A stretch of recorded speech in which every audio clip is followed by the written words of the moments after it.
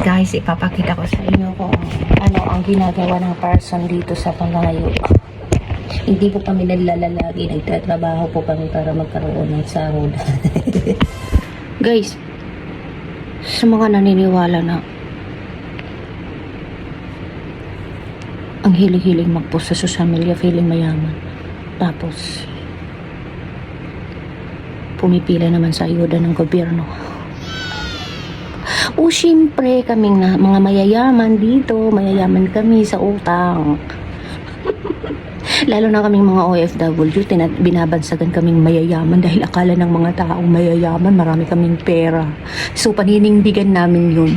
At ipapakita ko sa iyo yung lahat ng sa inyo yung lahat ng kayamanan namin dito sa Malayo. Ganito po yun. Una, trabaho tayo para tayo maging mayaman. At ipopost na dito sa social media para tayo mukhang mayaman. O, diba? Tapos, kaya tayo pumipila, ng mga ayuda sa gobyerno para makatipid tayo at hindi na mabawasan ang ating kayamanan. Yun ang tunay. For today's video, please like and follow my page. Thank you very much.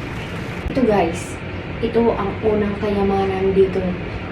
Ito guys ang ipapakita kong unang kayamanan namin dito sa abroad at dito sa malayo sa pamilya.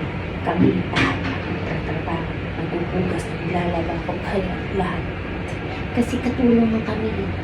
Pero mayaman na katulong. Sure.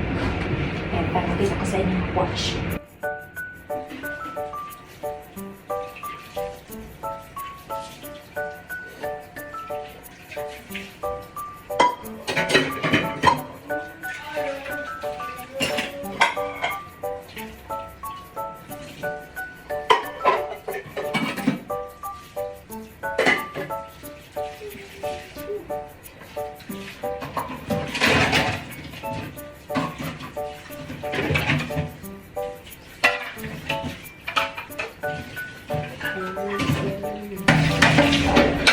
Not right.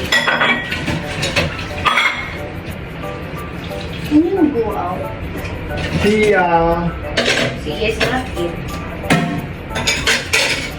Nandito na naman ang aking pangbalso po.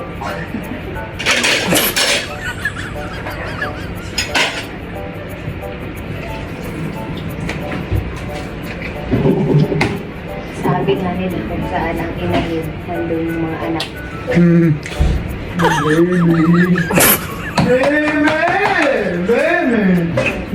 He called me baby. Ano tinanong niya? Bakit nga kasi nagkawin na niya? Gusto niya siguro magkaroon ng kapatid na niya, na babae. Bunso. Kasi ang kapatid niya, wala naman kapatid. At wala talaga.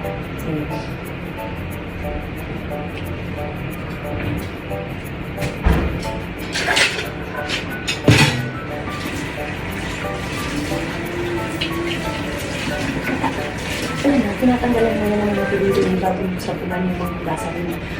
Hugasan niya. Hindi agad diretso sa sabunan kahit matinita kasi malapit sa hindi mo sabon. Kasi ibo pa rin. Hindi ba? Yun ang technique ng pagpugas. Unang wala na sunod. Unang sasabon yung baso. Ganyan yan.